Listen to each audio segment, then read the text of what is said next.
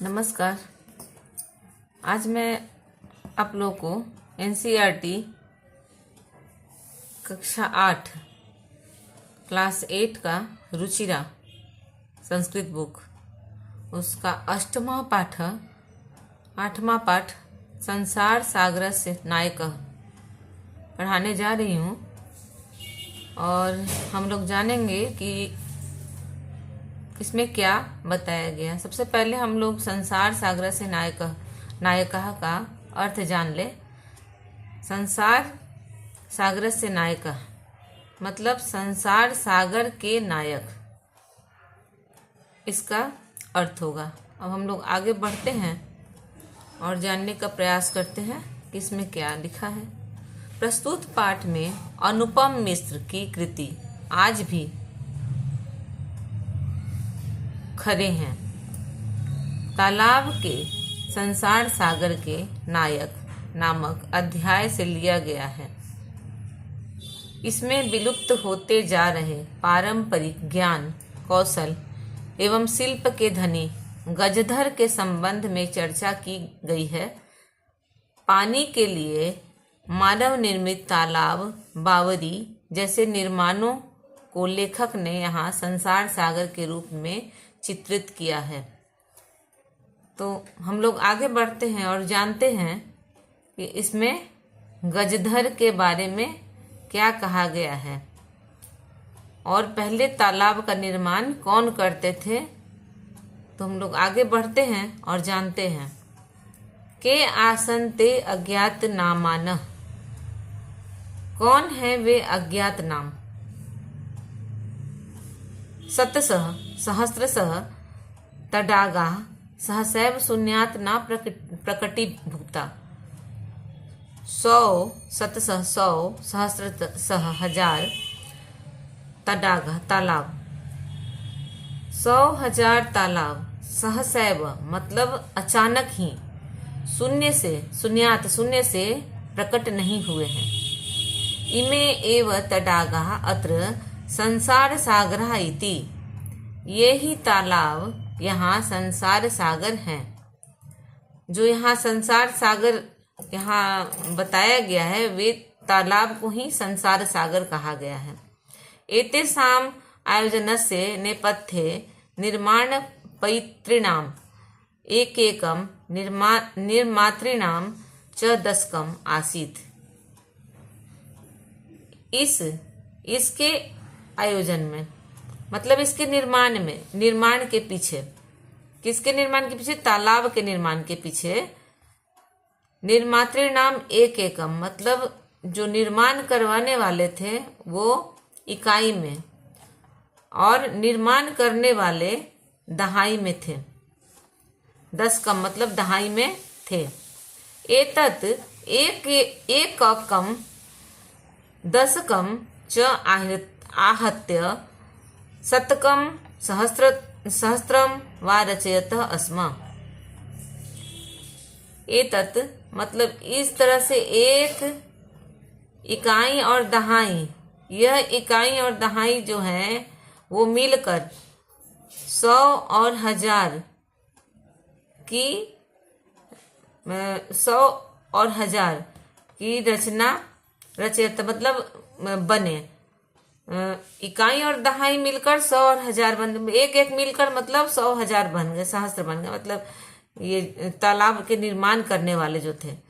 परम विगतेषु 200 वर्षेषु नूतन पद्धत्या समाजेन यत् किंचित पठितम, परंतु विगत मतलब कुछ समय पहले, विगतेषु 2 वर्षेषु मतलब विगत 200 वर्षों में नूतन पद्धत्या नई पद्धति के द्वारा नई पद्धति के द्वारा समाज का क्या हुआ, समाजेन यत् किंचित पठितम, नई पद्धति को समाज के द्वारा पढ़ा गया। पठितेन तेन समाजेन एककम 10कम सहस्रंच इत्येतानि शून्येन एव परिवर्तिता।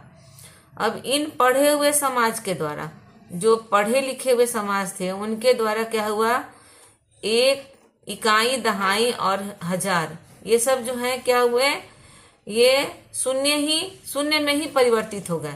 मतलब इन लोगों को, इन जो तालाब बनाने वाले जो लोग थे वो शून्य में चले गए। मतलब उनके बारे में सब नई पद्धति आ गई और यहाँ ये लोग धीरे धीरे विलुप्त होते चले गए। अस्य नूतन समाजस्य मनसि इयमपि जिज्ञासा नैव उद्भूता यद् अस्मात् पूर्वम् एतावतः तडागान् के रचयन्ति स्म।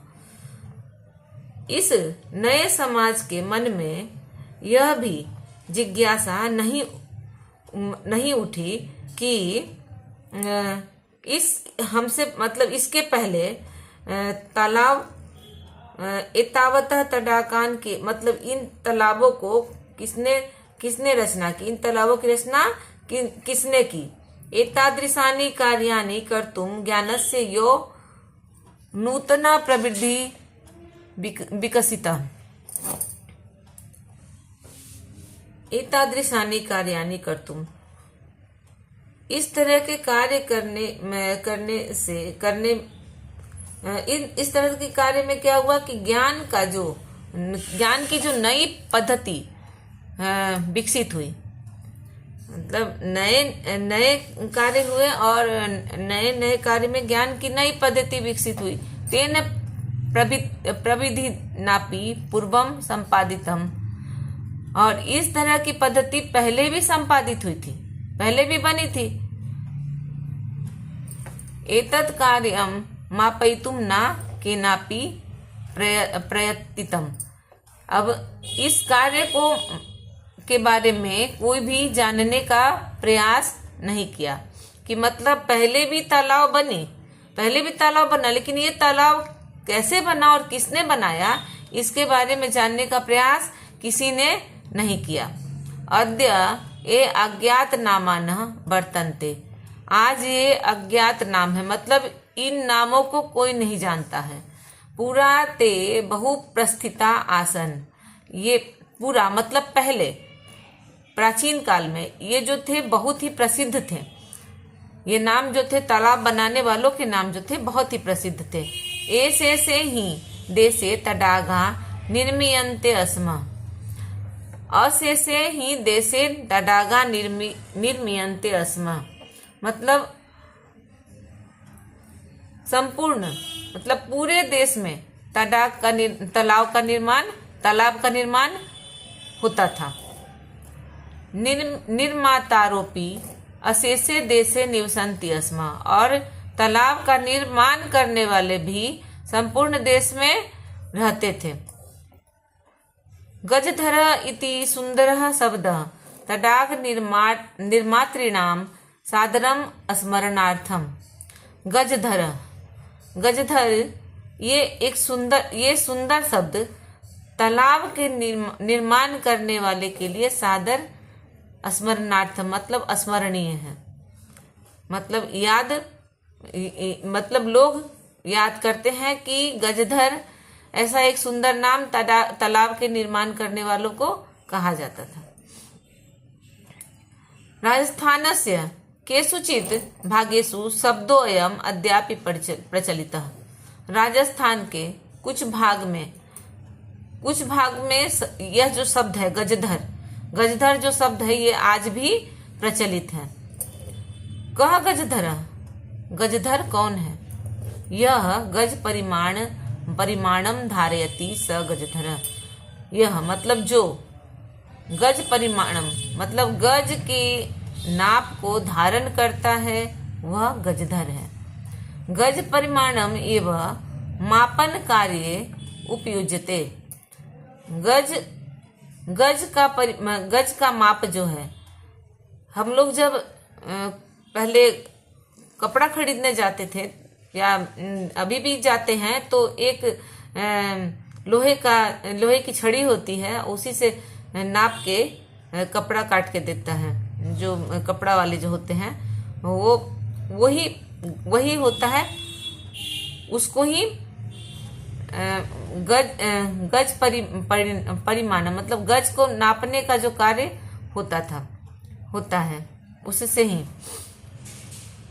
उनके द्वारा ही होता था। समाजे त्रिहस्त परिमाणात्मिकी लौह यष्टि हस्ते गृहीत्वा, समाज में 3 हाथ के परिमाण की मतलब 3 फुट, लगभग 3 फुट के परिमाण की मतलब नाप की लोहे की छड़ी हाथ में गृहीत्वा लिए हुए चलते थे गजधर। इदानीं शिल्पी रूपेण नैव समादृता सन्ति। आज शिल्पी रूप में वे नहीं आदर पाते हैं। मतलब समादृता मतलब आदर के साथ नहीं है। गजधर यह समाजस्य गांभीर्य मापेत इत्यस्मिन् रूपे परिचित। गजधर ये जो समाज का की गंभीरता को मापने के लिए आज मापने के रूप में आज परिचित है। मतलब लोग गजधर को समाज की गंभीरता को मापने के लिए जानते हैं। गजधरा वास्तुकार आसन। गजधर जो है वो वास्तुकार होते थे। कामम ग्रामीण समाजो भवतु नागर समाजो वा तस्य नवनिर्माणस्य सुरक्षा प्रबंधस्य च दायित्वं गजधरा निभालयन्ति स्म। ग्रामीण समाज के काम हो या ग्रामीण समाज के कार्य हो या नगर के कार्य हो, मतलब शहरी क्षेत्र के कार्य हो, नवनिर्माणस्य मतलब नए निर्माण के, सुरक्षा प्रबंध के, नए निर्माण और सुरक्षा प्रबंध का दायित्व गजधर ही निभाते थे। नगर नियोजनात् लघु निर्माणं पर्यन्तं सर्वाणि कार्याणि एतेष्वेव आधृतानि आसन्। नगर के नियोजन मतलब नगर को बनाने का काम या छोटा से छोटा काम, छोटा से छोटा निर्माण, वो सभी कार्य एतेष्वेव आधृतानि उन्हीं पर आधारित था। किस पर? गजधर पर। ते योजना प्रस्तुवन्ति स्म वे योजना को प्रस्तुत करते थे। भविव्ययम् आकलयन्ति स्म और वो भावी व्यय मतलब जो क्या कितना उसमें एस्टिमेट मतलब लगेगा, कितना पैसे लगेंगे, उसका भी आकलन करके बताते थे। उपकरण भारान संगृहन्ति स्म और वो सामान को जो भी सामग्री होते थे उसके भार को भी संग्रहित करते थे। प्रतिदाने ते न तद याचन्ते स्म तद दातुं तेषां स्वामिनः असमर्था भवेयुः। जिनके स्वामी असमर्थ होते थे पैसे देने में, उनसे वे पैसे नहीं लेते थे। कार्य समाप्तो वेतनानि अतिरिच्य गजधरेभ्यः सम्मानमपि प्रदीयते स्म। कार्य की समाप्ति पर जितने वेतन होते थे वो वेतन अतिरिच्य मतलब वेतन के साथ वेतन के अतिरिक्त गजधर को क्या होता था? सम्मान भी प्रदान होता था। नमः एतादृशेभ्यः शिल्पेभ्यः, हम लोग को ऐसे शिल्पीकार को नमस्कार करना चाहिए। तो इस तरह से ये जो हमारा चैप्टर है संसार सागरस्य नायकः, ये समाप्त होता है। इसमें बताया गया है कि प्राचीन काल में किस तरह से तालाबों का निर्माण होता था और इसके निर्माण करने में कितने लोग शामिल होते थे और गजधर कौन होते थे, किस तरह से नापते थे, किस तरह से वो वास्तुकार भी होते थे, शिल्पीकार भी होते थे और बहुत ही अच्छे होते थे। जो आज सब कुछ जो नए युग में मशीनों से होने लगा है, तो ऐसी स्थिति में बहुत सारी हमारी जो प्राचीन पद्धतियां हैं लुप्त होती जा रही हैं, जिसे आज हमें जानना चाहिए और उन्हें याद करना चाहिए। तो इस तरह से इसी के साथ मैं इस अध्याय को समाप्त करती हूँ। धन्यवाद।